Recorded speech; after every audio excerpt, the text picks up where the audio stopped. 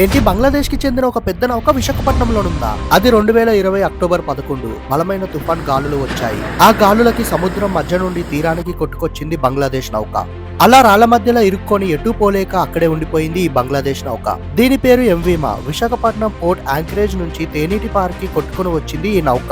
2020 నుండి 2025 వరకు, అంటే ఇప్పటి వరకు ఈ షిప్ కదలకుండా అక్కడే ఉండిపోయింది. ఈ బంగ్లాదేశ్ నౌకని మళ్ళీ తిరిగి తీసుకుని వెళ్లాలని చెప్పి యాజమాన్యం అన్ని రకాలుగా ప్రయత్నించింది, కానీ విఫలమయ్యాయి. ఇంకా చేసేది ఏమీ లేదని చెప్పి ఆ నౌకలోనున్న ఇంధనం మరియు అవసరమైన వస్తువులు తీసుకొని ఆ నౌకను మాత్రం అక్కడే వదిలి వెళ్లిపోయారు. ఇప్పుడు ఈ బంగ్లాదేశ్ నౌక విశాఖపట్నం తేనీటి పార్క్ కి ఒక టూరిస్ట్ అట్రాక్షన్ గా అయితే నిలిచింది. 2020లో ఈ షిప్ ని చూడడానికి చాలా మంది ప్రజలైతే తేనీటి పార్క్ అయితే వచ్చారు. ఇప్పుడు ఈ నౌకే one of the tourist attraction గా అయితే తేనీటి పార్క్ లో నిలిచింది.